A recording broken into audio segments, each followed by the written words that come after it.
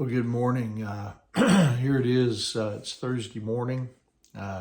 We're on the downhill slide to the weekend. Today is January the 4th, and anyway, I hope you had a great hump day, a great Thursday, and hope that this morning finds you doing well, and hope that you were able to get a good night's sleep and now ready to go out and tackle, the events that God has, He's given us with this brand new day. This morning, I want to share a devotional with you. Excuse me. Share a devotional entitled "People of Principle." Daniel chapter 1, verse 15. It says, "At the end of 10 days, Daniel and his friends looked healthier and better nourished than the young men who had been eating the food assigned by the king." In ancient Israel, the people, they had a penchant for idolatry. They turned to false gods again and again. And so God raised up, prophets to warn them. But they ignored, God's warnings.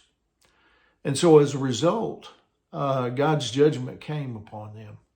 He allowed King Nebuchadnezzar, to conquer the southern kingdom of Judah and then carry the people away captive to Babylon.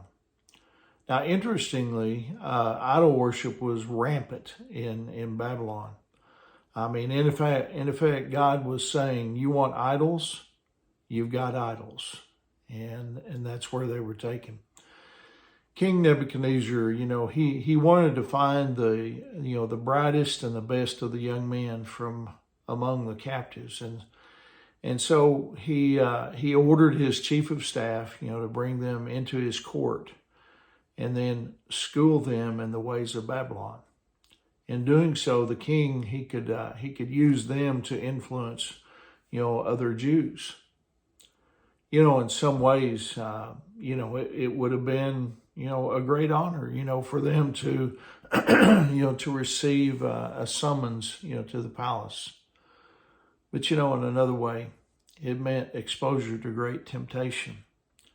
And so in the end, Daniel, Hananiah, Mishael, and Azariah became a part of the king's court. Now, this essentially changed their world overnight.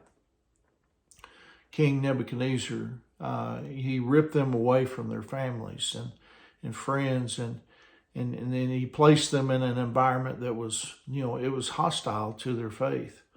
It's not unlike, people who grow up in Christian homes and then suddenly realize that they're in a hostile work or school environment.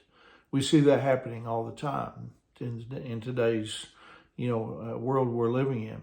They discover they're among people who have no interest whatsoever, in the things of God. Now, not only did the environment change, for these four young men, but the king, he changed their names as well. Daniel's name, for instance, it meant God is my judge, but his new name, Belteshazzar, was attached to a false god, Baal. Hananiah, Mishael, and Azariah received the names Shadrach, Meshach, and Abednego, which also were connected, to Babylonian gods. Now, although the king, could change their names, you see, he could not change their hearts. These four young men faced heavy-duty temptation. They had the finest education, at the most prestigious school. Not to mention access to, the most delicious food and wine in the world. King Nebuchadnezzar also immersed them in a system of false gods and idol worship. But he didn't consider the fact that these young men had character. He thought they would cave in and, do what everyone else did. But you see, they were young men of principle. Now, here's what the Bible tells us about Daniel in Daniel chapter 1, verse 8. It says, "But Daniel was determined not to defile himself by eating the food and wine given to them by the king.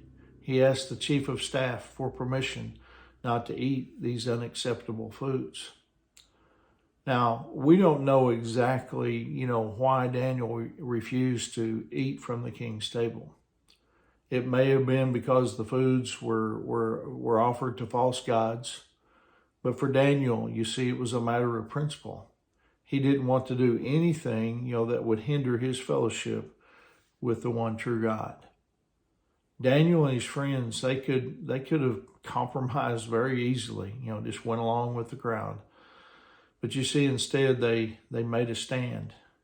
And by standing their ground, in a seemingly small area, you see, it enabled them to stand their ground in a much larger area later in life.